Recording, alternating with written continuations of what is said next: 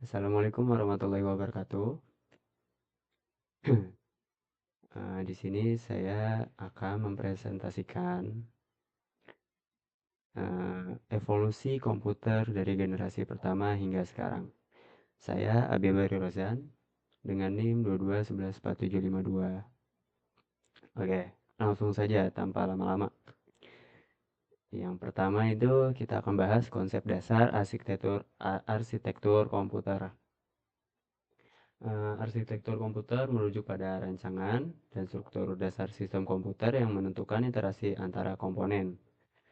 Fokus utamanya itu meliputi hubungan harmonis antara hardware seperti memori, terus prosesor, lalu software seperti aplikasi, program pada aplikasi, serta sistem operasi yang mengelola sumber daya secara efisien. Arsitektur ini menentukan cara komputer eh, memproses data, menjalankan instruksi, dan menghasilkan output yang performanya keseluruhan. Ya, langsung saja ini ada generasi pertama dari tahun 1940-an hingga 1950-an. Di generasi pertama ini teknologinya berupa tabung vakum ya. Yang komputer awal ini menggunakan ribuan tabung vakum sebagai saklar elektroniknya untuk mengontrol aliran listrik. Terus ukuran dan mungkin konsumsi daya ya. Mesin ini berukuran sangat besar seperti ruangan, boros listrik juga hingga ribuan watt dan menghasilkan panas berlebih yang memerlukan pendingin khusus. Contohnya itu ada ENIAC dan UNIVAC. Apa sih ENIAC itu? ENIAC pada 1945 adalah komputer pertama yang dapat diprogram ulang. Sementara UNIVAC pada 1951 digunakan untuk sensus Amerika Serikat, menandai era komputasi komersial awal. Kelemahannya apa sih? Kelemahan utamanya itu rawan kegagalan karena ya yang tadi dibahas cepat panas, terus kecepatan pemrosesnya lambat, lalu dia menginputkannya pemrograman manual yang rumit menggunakan kabel dan saklar. Kita beralih ke generasi generasi kedua. Generasi kedua ini tahun 1950-an hingga 1960-an. Yang teknologi dasarnya ini dia berupa transistor. Yang transistor ini dia menggantikan tabung vakum sebelumnya, berfungsi sebagai saklar semikonduktor yang lebih cepat, efisien. Ukuran perangkatnya menyusut drastis, yang tadinya besar, yang jadi pakai transistor ini dia menurunnya drastis. Lalu konsumsi energinya turun hingga 90%.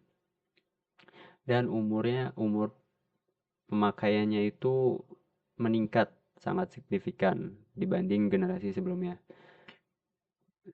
Bahasa pemrogramannya ada seperti Fortran, dan COBOL untuk bisnis.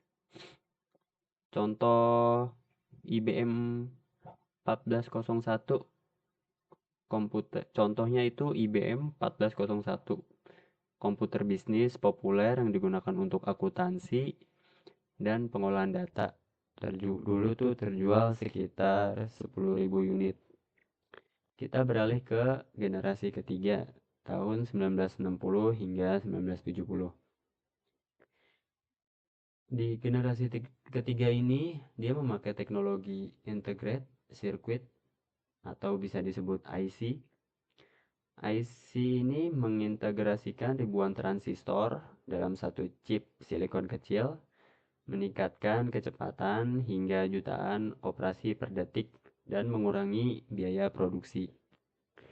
Kemampuannya itu memungkinkan untuk multi-programming.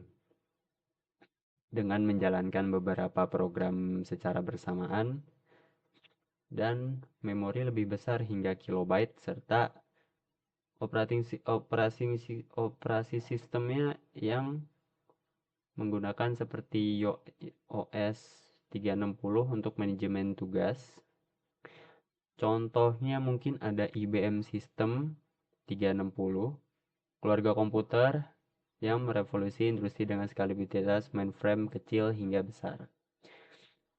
Di sini ada dampak ekonominya. Dampak ekonominya itu menjadi lebih terjangkau untuk perusahaan dan mendorong adopsi luas di sektor bisnis ilmiah. Kita lanjut ke generasi keempat, yaitu tahun 1970 hingga 1990-an. Di generasi keempat ini menggunakan teknologi mikroprosesor seperti Intel 4004 menempatkan CPU lengkap dalam satu chip yang memungkinkan komputer lebih sederhana dan lebih murah harganya. Munculnya PC. Nah, di generasi keempat ini sudah mulai nih munculnya PC, komputer pribadi atau PC. Lahir membawa komputisi ke rumah tangga dan kantor kecil. Contohnya itu di sini ada Apple II pada tahun 1977 dengan GUI awal dan IBM PC pada tahun 1981 yang menjadi standar industrinya.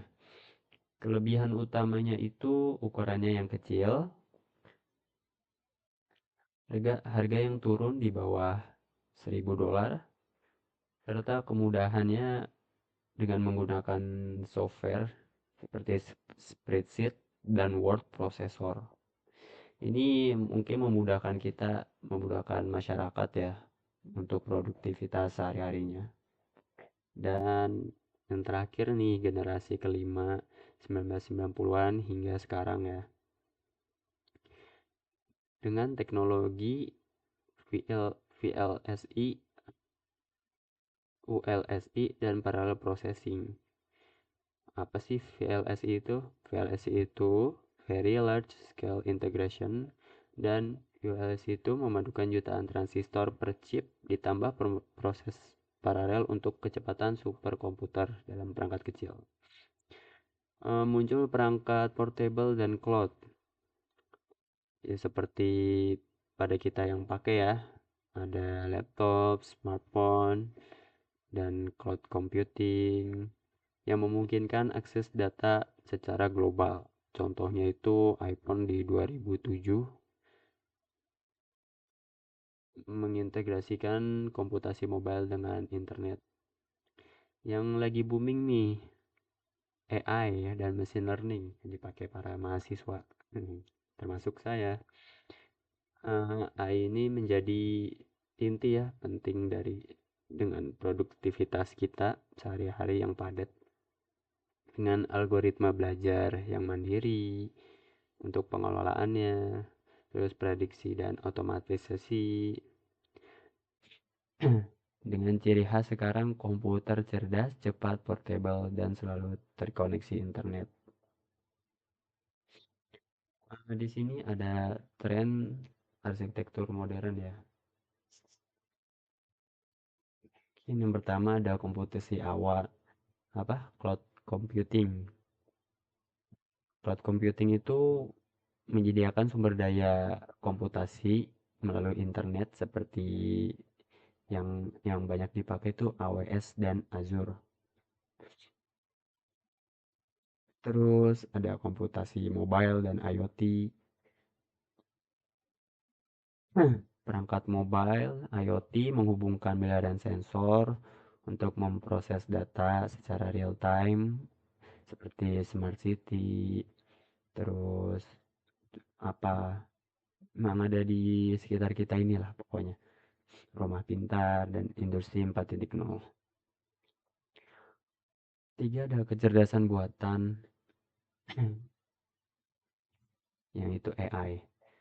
AI itu mengintegrasikan neural networks untuk tugas kompleks seperti pengenalan gambar, dan bahasa alami didorong oleh GPU dan big data.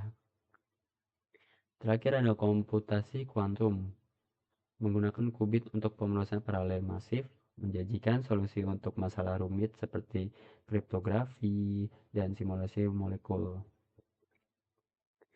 Oke, kesimpulannya ya, mungkin kesimpulan dari materi tadi itu evolusi komputer merupakan perjalanan inovatif dari mesin raksasa berbasis tabung hingga sekarang nih yang bisa kita bawa-bawa kemana aja dan simpel, mungkin enteng sekarang nggak nyampe, ada yang di bawah 1 kilo, ada mungkin. Oke, sekarang tuh terjangkau sekali. Eh, ya pokoknya sekarang tuh setiap generasi membawa terobosan besar. Mungkin kedepannya ada yang lebih wow lagi. Ya kita nggak tahu, tapi kemungkinan pokoknya evolusi ini komputer apalagi di bidang digital ini komputer mungkin akan lebih wow lagi. Ya mungkin segitu saja presentasi dari saya. Bila lebih mohon maaf, bila kurang mohon maaf. Assalamualaikum warahmatullahi wabarakatuh.